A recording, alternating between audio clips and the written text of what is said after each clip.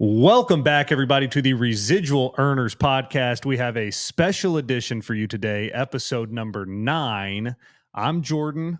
And I'm Presley. And I'm Bearj. There we go. We got a guest on the channel, everybody. Presley, why don't you start us off? Introduce Bearj, one of our dearest friends, big-time networker, big success story.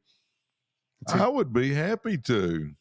My gosh, I've known Bearj since before dirt, I believe. So anyway, ladies and gentlemen, we are blessed and highly favored to have a gentleman named Bearj Jehanian with us, one of the top networkers in the country. And he just happened to be hanging out at the house. And Jordan and I said, hey, while you're here, why don't we get you on our podcast with us? And we also have Jim Millen running the camera back there. We're pumped about having Jim going. We got the whole crew here, and we're excited to have you, Bearj. I'm excited to be here. This is great. It's a lot of fun. Yeah, this is good.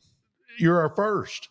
Does that mean something? This is really important. I'm the first one, and this is the one that you can look back on years later and say, man, we really screwed up there. But that was our first one, so it's okay.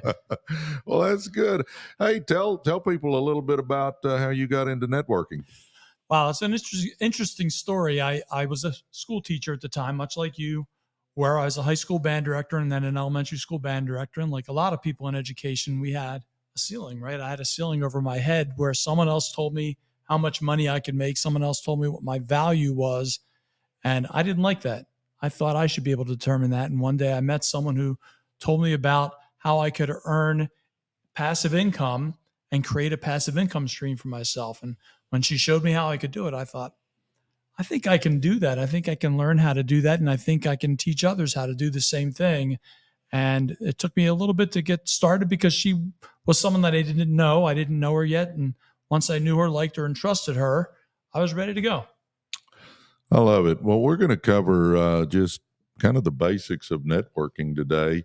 And, I'm just going to throw a couple of things out at you. But number one, talk a little bit about mindset, because I think anything that we want to do in a big way, and obviously with networking, you get a chance to make some serious money. Talk a little bit about mindset. So mindset is the single most important aspect of anything you do in life. It's the thing that drives your belief. If you don't have belief in what you're doing, you're not going to do anything. You're as soon as something happens that is an obstacle, you're going to say, I knew that was going to happen. I knew this obstacle was going to occur. Something was going to happen, and it stops you because you don't believe you can get past it. So the most important thing that anyone can do is build their belief. That's the thing that drives everything that you do, whether it's in network marketing, whether it's in for example, I went to college for music education. And if I didn't believe that when I went there, I could graduate and get my degree, I wouldn't go, right? So we do things that we believe we can do. So if there's something that you want to accomplish that's bigger than anything you've ever accomplished before, what you need to do first is work on your belief so that you can have the mindset to get where you want to go and see bigger things. This is a quote you use all the time. Zig Ziglar said, go as far as the eye can see. When you get there, you'll be able to see a little bit further. So all you need to do is build belief to get to that next waypoint, and then build belief to get to the waypoint after that. And what do you think are the keys to building belief? Because obviously you got to have it. Some people that are watching this may not have belief right now. What do you think are the keys to building belief in whatever line of work you're in? That's a great question, because it's really easy to say, well, build your belief and build your mindset. They're easy things to say, but how do you do that? And what's important about it? So education and knowledge, I believe, are the foundation of building your belief, right? Yep. So the more you know, the more you understand, the more you think, okay, I can do that. I understand how to do this now. And because I understand, I can go a little bit further and I can learn the next thing that I need to do. And I can learn the thing that I need to do after that. So knowledge, reading, and being able to believe in yourself by reading good books that feed your mindset, just like when you eat food every single day. I've heard people say, this motivational thing doesn't work. Well, I'm here to tell you, motivation works just like eating food, like putting fuel in your car. Every day, you eat 3 meals a day normally, and no one gets to lunch and says, you know what, I'm hungry again. This whole breakfast thing doesn't work. No. It doesn't last. Well, you've got to continue to feed yourself, just like you put fuel in your car. You've got to continue to feed your mind with the right stuff. That's a great point. And, whenever I'm reading and doing what you're talking about, it's amazing how, I'm thinking things that I haven't thought before. And it's always forward thinking, what can I do in this situation? How can I further this project I'm working on? It's amazing when you do feed your mind with good stuff, just how your thoughts do change. And the thing about it is building mindset, building belief, building knowledge. That's the boring part. That's the least sexy part of everything you do. And I like to compare it to the roots of a tree. The roots of a tree are not the thing that people come to see. We don't even go to see the trunk of the tree. We go to see the leaves and the fruit of the labor, right? That's the fun, exciting part. That's what everyone wants. Well, you can't have the fruits of your labor if you don't lay down your roots. No, that's a good point. And I'm going to tell you guys, number one, when Jordan and I did, a week or two ago, our top books, one of mine was Your First Year in Network Marketing by Mark Yarnell. That is a great book to read to build your base, to start your belief. In today's world, there's YouTube. There is all kinds of videos on network marketing. Eric Worre obviously is one of the top leaders with his GoPro stuff. You can read books. You can look on YouTube. And then, what I'll suggest is finding you a networker. Get with a company that you like, that you respect, that you think has a future, and then find a leader there and just start listening and following them around and picking up their traits. I mean, that's how we learn. And as you do that, your belief's going to go up. We get our belief going, and obviously that's an ongoing process, Bearj. When you get into networking, you start off by prospecting. You gotta find some folks. How did you go about finding people? What was your key? Did you make a list? What did you do? I absolutely did that. Before I made my list, there were people's names just flying into my head. And I thought about people who were after money. They were excited to make money. They wanted to build something. They wanted to earn more income. They wanted to be a part of a business. And they're the first people that came to my mind, and they're the first people I approached. So I did that, and that was the beginning of my list. And I remember the first friend that I talked to, I had no idea what to say. So what I did was I was just authentic. I was naturally authentic because it was someone I was really comfortable with. And I called him and I said, listen, you got to come with me tonight. You got to see this thing I just saw because I think we can make some money together. Well, what is it? Dude, don't even worry about what it is. Just come with me. It's unbelievable. I don't even think I can explain it yet. Just come with me. And I was just excited. I spoke with him in an authentic way, which I think is really important. And I spoke with someone who had the same mindset at that point that I did. Yeah. You call it ignorance on fire when you're just getting going to have the passion and the fire that people will follow. Well, that's, my gosh, I was ignorance on fire for a long time, but I was pumped up, fired up, and people just picked up on that. We talk about it all the time, but if you're fired up, people will come from miles around to watch you burn. Right. I always tell people, Bearj, that I think you've got a fortune right here, guys, your phone. If you'll go to your contact list and just write everybody that's in your phone, and let me give you a key here. Don't try to determine for them if they're going to be interested or not. Don't prejudge, in other words, because the people that you think will won't, and the people that you think won't will. And I figured out real quick, just show everybody. Just tell them, hey, if this ain't for you, no big deal. At least look, you might can refer somebody to me. And if you'll write everybody in your phone, because chances are you've got hundreds of people on your contact list. And if you will go through hundreds of people, your success is going in the right direction right there, because you're going to find people. You'll figure out if you talk to 10 people, you're going to get 2 or 3 of them in. Well, if you talk to 100 people, that's 20 or 30 people in, and your business is now rolling. But you've got to do that. But the list is key. All right, Bearj, after we make us a list, we get our phone, we write all that down. And in other ways, you can look at who did you invite to your wedding or your kid's wedding? Who's on your email list? Anything that you've got with names, put them down, guys, because you just don't know. But once you've got your list, you got to invite. Well, I'm going to add one step before you invite. I wish you would. So you got your list, you write down your list, and I like to make notes next to names. Things like, do I have credibility with this person, right? That's really important, because if you've got credibility, they're going to listen to what you have to say. But I also like writing things down about that person with what the business is going to solve for them, what problem they have that this is going to solve. And I think that's a really important way to know how you're going to approach that person. Like my buddy, when I spoke to him at first, he was someone that I knew he wanted what I wanted. So I just spoke to him in that language. I had another person that I spoke to, and that's part of the list. You can write next to a person's name, chicken list, the people you're afraid to talk to. And usually the people on your chicken list are the people you should call first. And the reason I say that is because they're probably people who you perceive as having more than you. They're people who you perceive as having accomplished more than you. So you're afraid to call them. The person that was on my chicken list, the number one person on my chicken list, he was a commercial real estate developer, a family friend. And I wanted to talk to him, not because I thought he would want to join me, but because I thought he might be able to make some referrals for me, make some introductions. So I called him, and I very nervously called him. It took me a month and a half before I finally got up the nerve to call him. And when I called him, he was, of course, open, happy to help me and give me referrals. And we set a time to have coffee, whereas on the flip side of that, a person that I called who was out of work for 2 years didn't have the time. Yeah. So I called him, and right before I showed him the business, he said, "Just so you know, this isn't going to be for me." I said, "That's not a problem. I just want some referrals." Like I said, he said, "Okay, great." So I showed him a video.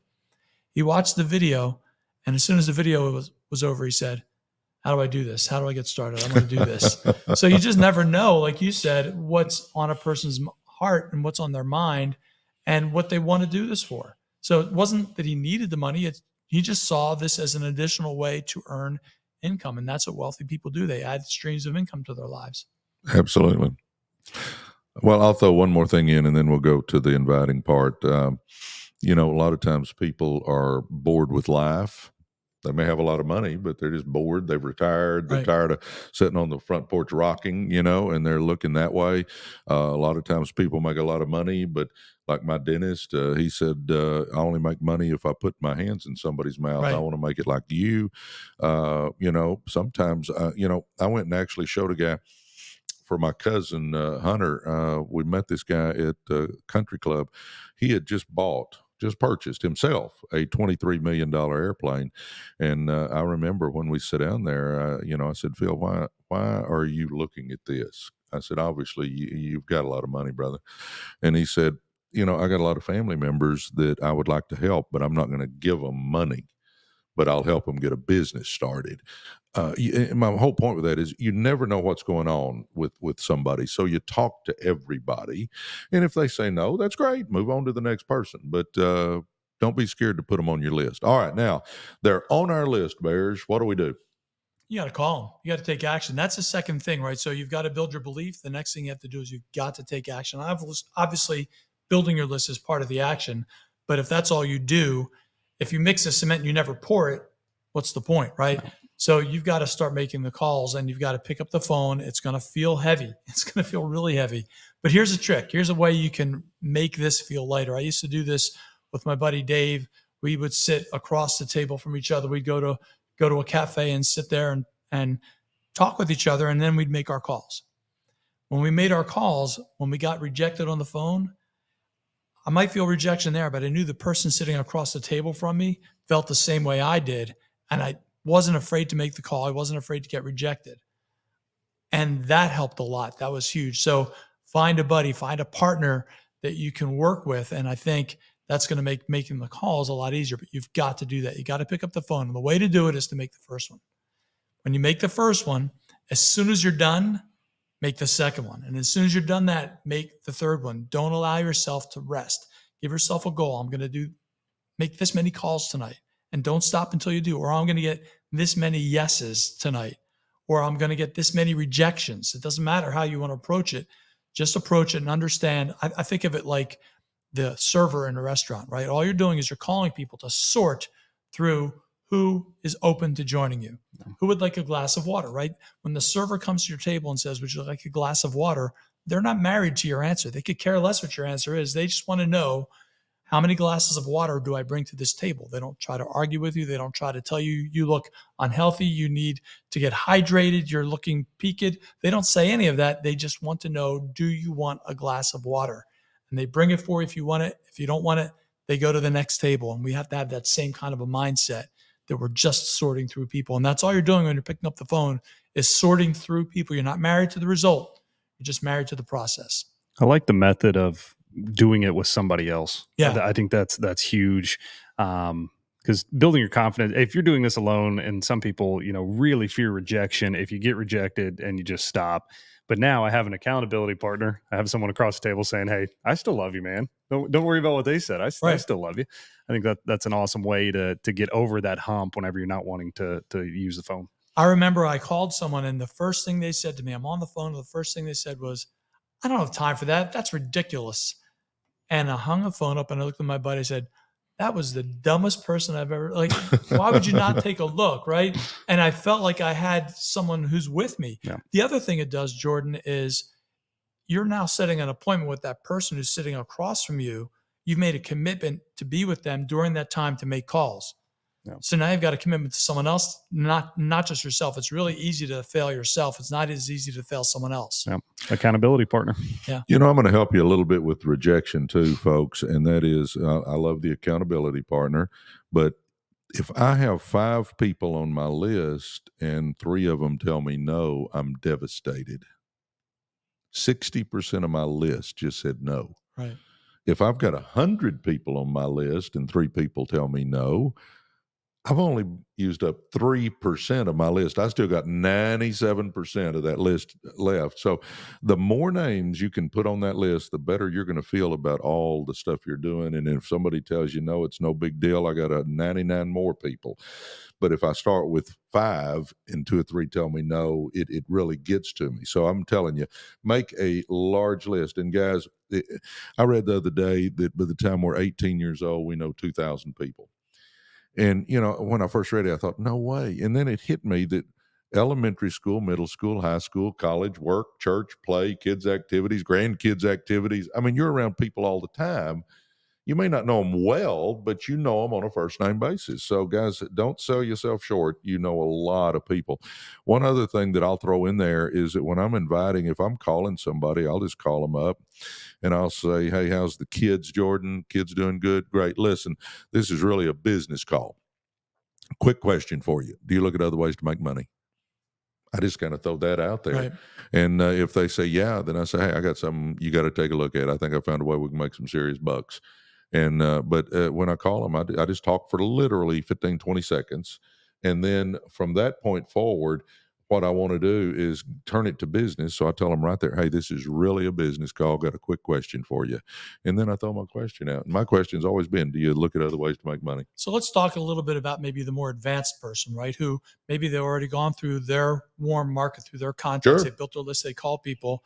And to me, if you really want to grow a big team, you want to find other people who can have a lot of contacts, but a lot of people who are good networkers, and they already have an existing active, strong network of people who are business-minded people. The best thing you can do is go to where those people swim, right? If you want to catch a trout, you go where a trout is. If you want to catch a goldfish, you go where a goldfish is, right? So where do those people swim? Networking events. I used to get these mailers. You don't get as many mailers now. They're mostly emails, but I used to get these things in the mail for like Robert Kiyosaki is having an event.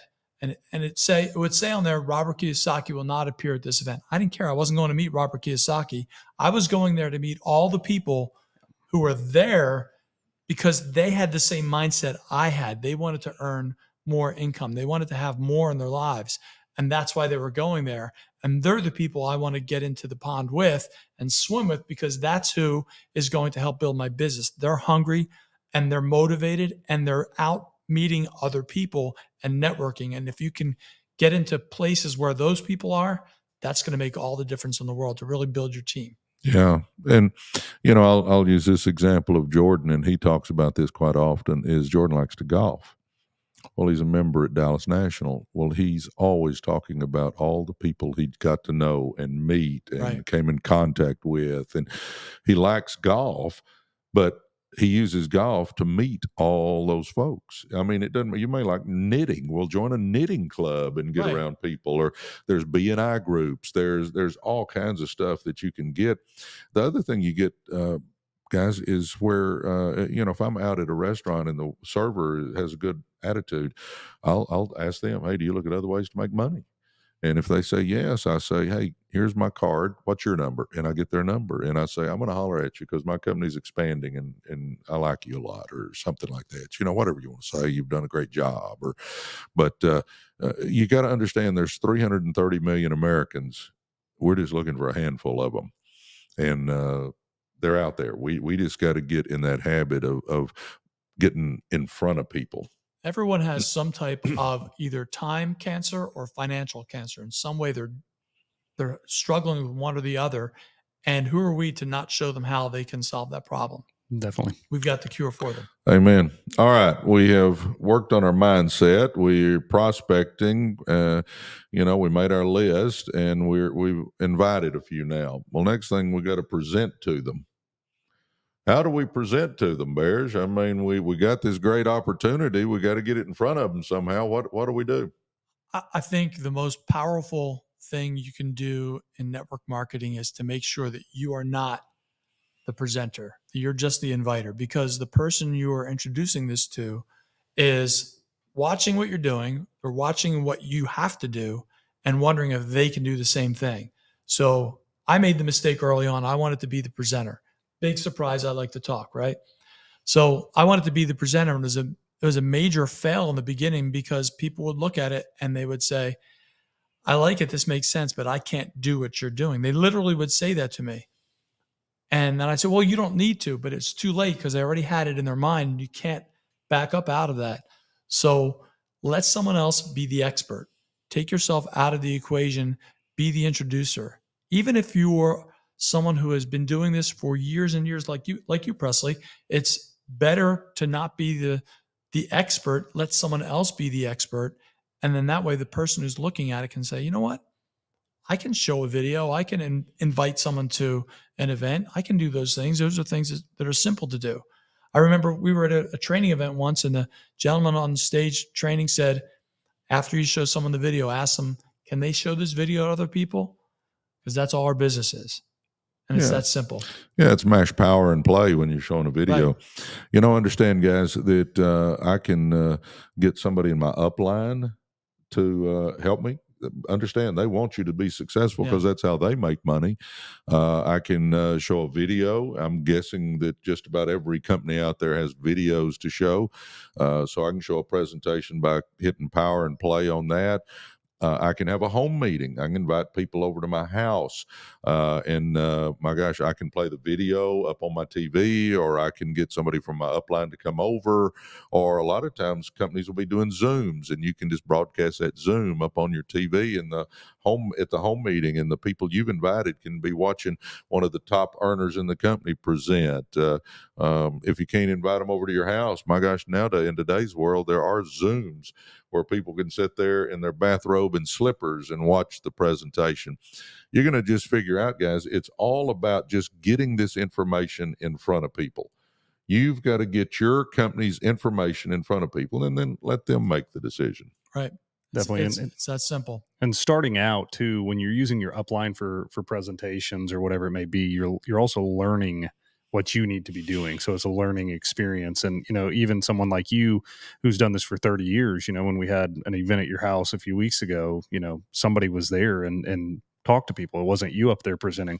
Obviously you present a lot just due to, how natural you are at it. But even someone that's done it for so long still has other people presenting to their team.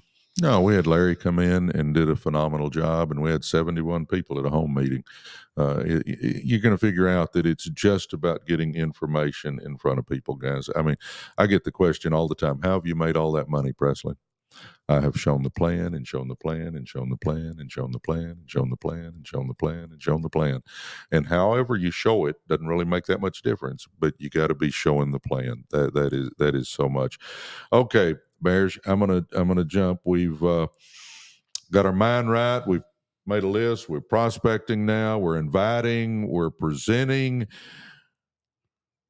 Does everybody just sign up the minute you show them a presentation? Absolutely. Why would no? Absolutely not. We got to follow up, don't we? Yeah, and you know what? It's important to have the right attitude about it. It's important to understand what the expectations are. The expectations are is not that everyone is going to sign up, right? Again, fall in love with the process. So you've got to fall in love with following up with people. That's where you've heard it before. The fortune is in the follow up. Well, yeah, that's right. That's where it is. Most people don't say yes the first time. I didn't. When I was shown this business, I took a look at it. In my head, I knew, yeah, I need to do this, but I don't want to. I know if I do this, it's going to take a lot of my time and effort, and I'm going to have to learn some things. But I know I should be. The person who showed it to me followed up, not once, not twice, not 3 times. I think it was about 5 or 6 times that she followed up with me. And the great thing was, she didn't follow up with me calling each time to say, "Hey, are you ready to do this now? You really should." She called and we just talked on the phone. And I remember the last time she called me when she followed up was just a conversation about life. And when we were done, I hung up the phone and I thought, I like Nancy. She's a nice person. I like her. And the next day, I literally got on my laptop and signed up on my own without any prodding from anybody because we made that connection. Like I said, she was someone I didn't know. So I needed to get to that place where I knew her, liked her, and trusted her. And she understood that. And we just talked, and she didn't make our relationship about me needing to join the business. She made it about me and what I wanted out of life. And follow up, talk to people, be authentic with them. I'm going to say the word again, people, because they're people. They're not, we say the word prospects. That's a label we use so we understand who we're talking about, but they're people. Talk to them like they're people and connect with them and use that follow-up time to do that. Well, the fortune's in the follow-up. That is so true. Every once in a while, probably out of 10 people, guys, one person will sign up immediately. One out of maybe 10, maybe 15. I don't know exactly the numbers, but 1 out of 10 or 15 people actually sign up on the spot. You're going to have to follow up with people, and you just like you said, Bearj, you just talk to people. I've found that if I go out to make a friend, I got a better chance of getting a new team member.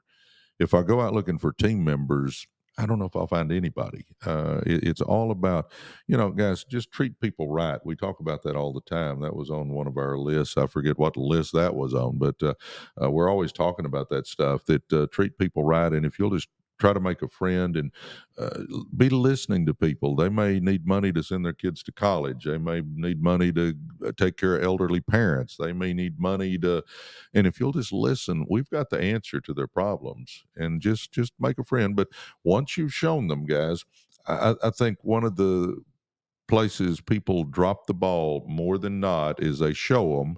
If they don't sign up right then, they never follow back up. They never call them. They never phone anything. Gets heavy again, right? Yeah, and instead of calling, they don't, because I think people would sign up. I bet 50-75% more folks if they would follow up multiple times. That is a key. One summer, my buddy Brian and we decided we wanted to do some cold marketing. And we bought lists of names and all kinds of things like that, spent money calling people that we didn't know on the phone, and no one signed up. And it just so happened that same summer, I went to an event in Houston, Texas, where I got to have dinner with Jordan Adler. I know you know Jordan, and I got to have dinner with him. And we were just talking for an hour and a half. And I asked him about cold marketing. And this is someone who's probably sponsored more than almost anyone else has in this industry. And he said, I don't cold market. I make friends. That's literally, he said, I just make friends and I bring them into my life. I bring them into my circle. When they see what I'm doing, they either want to be a part of it or they don't, but I don't cold market. And I thought that was really an important moment for me. It was a mind shift, right? I'm not looking to get you in my business. I'm looking to make a friend, just like you said. Yeah, I think it's key. All right. Let's see. We follow up with people, but I think the thing that I see people mess up on so many times is I'll be listening from a distance, maybe somebody's showing a presentation to somebody. and they'll do this great presentation. I mean, they knock it out of the park, but they get to the end and they don't close. You always have to at least ask for the sale. Right. You're going to have to follow up with them a few times most of the time, but you have to ask for the sale. Talk about closing real quick, Bearj. That's really funny that you bring that up, because this just happened in the last few weeks. I was at a home meeting, and we had a new person on our team. He had a home meeting the first time. He had 10 guests there, and this one guest was asking a lot of questions afterward. And he wanted to think about it. He came back the next week. We had about 20 people there that week, and he watched the presentation again. I gave the presentation, and I knew him by that point because we had met the week before, and I said hello to him again the second time. Real nice, funny guy. And after I talked to him, I said, "You ready to get started?" And the gentleman whose home meeting was, who invited him there, was standing right next to me, and he looked at him and he said, "I've been waiting for you to ask me that question." So yeah, you've got to ask people, are you ready to get started? Does this make sense? However it makes sense for you to ask that question, ask the question. If "are you ready to get started" doesn't roll off your tongue because that's not how you speak, then say something else. Do you want to join me? Do you want to partner with me? Do you want to get going? Whatever it is that makes sense to you, that feels comfortable, ask. Yeah, so you can even say, "Hey, what name do you want on the checks?" You can say that. Whatever. But you've got to close somehow by asking if they want to join you. And like Bearj said, you can come up with your own terminology. You can say it however you want to, but it's, "Hey, let's get you going. What name you want on those checks? Hey, you ready to get started?" Whatever it turns out to be, but say something, guys. Closing is a big deal, and I'm not trying to convince anybody. I learned a long time ago, if I got to convince you to go get rich with me, you're the wrong person. So I'm not trying to convince, I'm not begging, but we do have to ask, because even the people that want to join us sometimes need just a little bit of a push. Okay. I'm sorry, President. No, go ahead. If you're having a party and you're talking about the party with other people who are around you, and you're just assuming that they understand that means they're invited to the party, they may not show up. They might be waiting for you to give them that final invitation, even though you're talking about it with them. So again, that's the last invitation, right? Invite them to join you and be a part of what you're doing. They might just be waiting for you to say that because they're not ready to raise their hand. They're waiting for you to ask. Amen. Can't be afraid to ask. No. That's a big mistake a lot of people make is by not giving them that little nudge. If you don't ask, the answer is always no. Always no. That's the way that works. All right, Bearj, I know you're big on this one, just from knowing you, and that is training. Most companies have amazing training. A lot of teams have amazing training. Talk a little bit about, you get this new person in. Do you just pat them on the back and tell them to go do it, or what do you do with them? It's strange that so many people do that. And it really blows me away. And I compare it to, you have a brand new baby that you bring home. And what a lot of people do in network marketing is that your new person is basically a brand new baby. They don't know what to do. They don't know where to go. They can't move yet because they're frozen in all the things that are happening around them so quickly, all the new information they're seeing. They don't know where to find anything. They don't even know how to find anything. And imagine if you brought a newborn baby home, put them on the couch and said, "Okay, so over there, that's the kitchen. Here's where your formula is. Upstairs is the bedroom. I'll see you when you're 17. It doesn't work. It's just not going to work that way. You've got to bring that baby to the food. You have to feed them. And eventually, after you feed them a bunch of times, they start to grab onto the bottle. And eventually, they're going to pick up the bottle. And eventually, they're going to go get it themselves. And they're going to learn how to do that. But you've got to bring them through that process. Now, obviously, adults are a little bit different. It doesn't take as much effort, but you do need to bring them through the process. You need to make the call. Don't say, "Hey, you need to make calls. You need to get customers." Help them do it. Do it with them. Show them how you do it.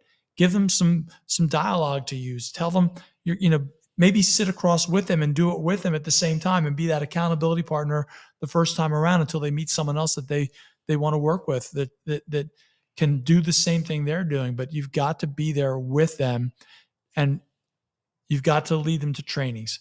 Amen. I had a professor in college. He had this quote, he called it HDNSTU, HDNSTU, hear, do, name, see, teach, and use.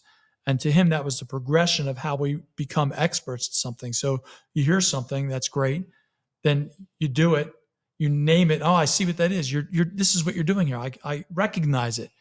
See it, you can see it. Teach it is one of the highest forms. That's why I love training so much, because when I train, I learn a lot.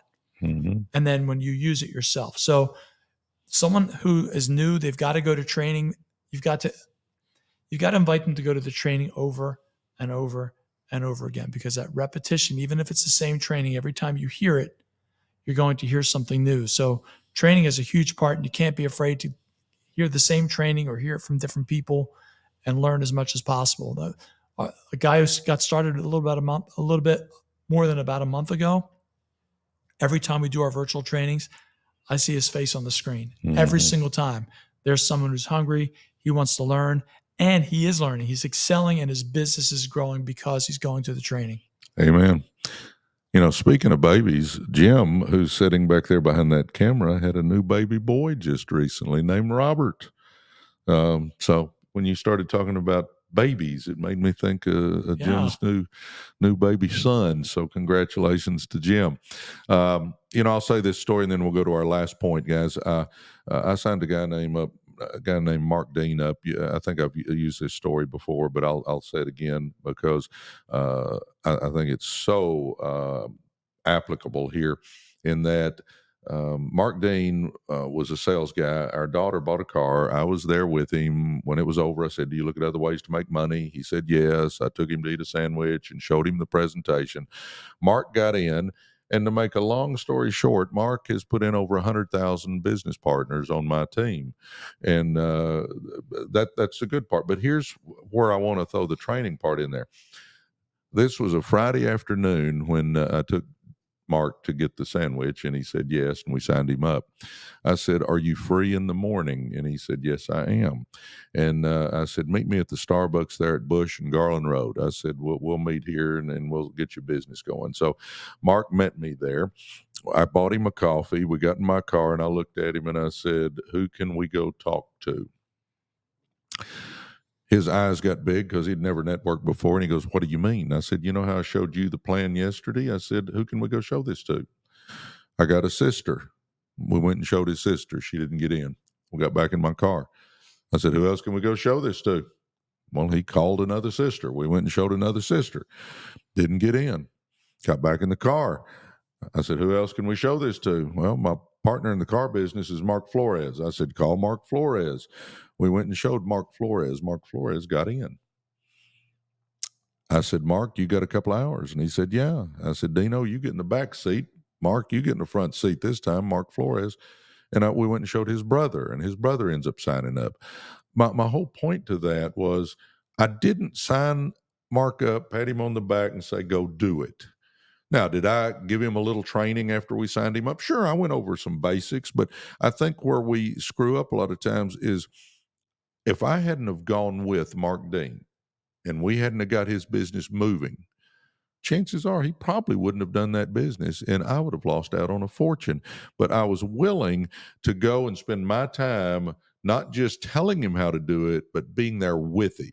Now, I know sometimes that isn't possible. If your cousin lives in Minnesota and you live in Texas, you're not going to be able to go with them, but you can be on that phone with them a lot. I think my whole point with that is the training is not just giving them a few steps on what to do, but you've got to take responsibility with people and you've got to be responsible for their success if they're willing to put out some effort. And if you'll go with them and if you'll show them. And what I did real quick here, the first 2 or 3, 4 presentations I did for Dino and Flo, I did it all. And I just sat there and let them watch me. But then after that, I started saying, "Okay, Dino, you do the first part and I'll do the second part." Well, I started letting him do a little bit of the presentation. Then I finally said, "Okay, Dino, you do the second part. Mark, Flo, you do the first part. I'll just say a few words at the end." And I started letting them do a little bit more and learning how to do the business. And they got to the point where they could do it as well as I could. And then they're off on their own. But guys, you got to help your people. You got to train your people. Don't just sign them up, pat them on the back and say, "Get on your way." I talked a little long on that, but anyway, I think my last one on skills, and it's kind of unique because we've got a big event coming up this weekend. But how important are big events to the success of a network marketing team? Think of it like rocket fuel.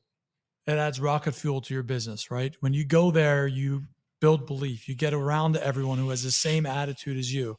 I made reference to sitting across the table with someone while you're making calls, right? And the energy you feel just from being there with someone else and that support you feel. Well, imagine if you took that and multiplied it by 1,000 or 2,000 or 5,000 or 10,000 and felt the energy of a room or a stadium or an arena or a hotel conference room filled with people who have the same attitude and the same mindset as you. So you get that energy. You get also to have fun, right? This is a place you got to have fun, and you get to meet people. Some of the biggest and best relationships I've had with people have been cultivated at events because we met there, we sat together, we spent a few days together, and now we've got a nice strong bond.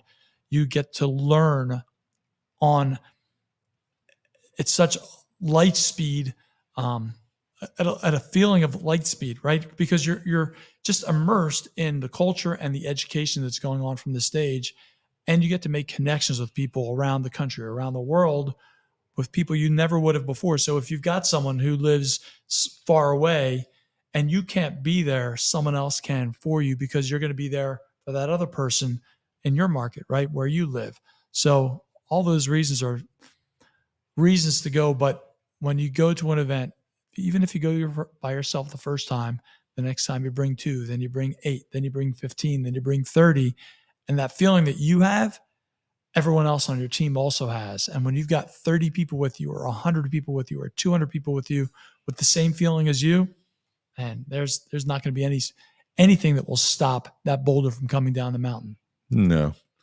How do you feel, Jardo, when you go to one of those big meetings and there's thousands of people in the arena?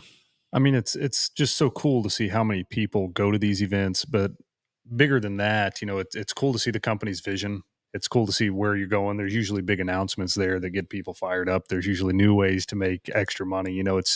It's really cool to see all the different areas. There's small meetings, there's big meetings, and how it all comes together to just get people fired up, get people out working hard, and like you say, it's a people multiplier. For every one person that comes with you, they're going to go out and get 10 people. And people that come to these events, they're active in the business, they're ready to get moving, they're motivated, and it's just fun being around motivated people. Yeah.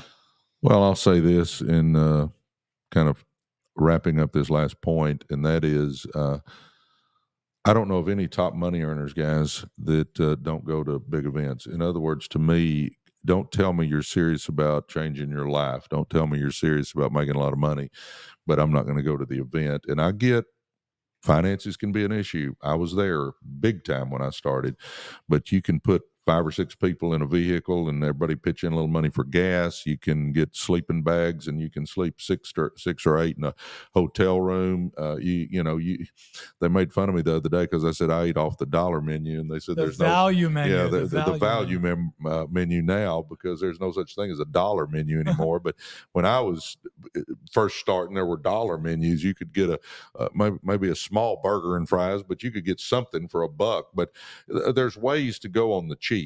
But I always say this, that if you want something to change, something's got to change. And the big meetings, the big national conventions or international conventions or whatever your company's having, I don't think there's an option on that.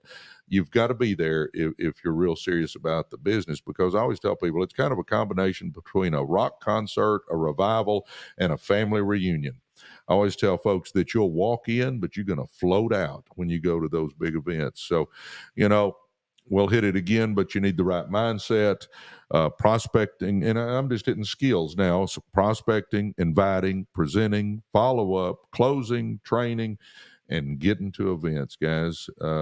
That's the keys to success in this business. And I'll tell everybody right now, you're created in the image of God. God put greatness inside you. I believe you can do anything you set your mind to, but you got to be willing to get out of that comfort zone and do things that make you a little uncomfortable. In other words, get comfortable with being uncomfortable, and you can do more than you've ever dreamed. Well, we can't thank you enough for coming on the podcast as our first official guest. There you go. First official guest, man.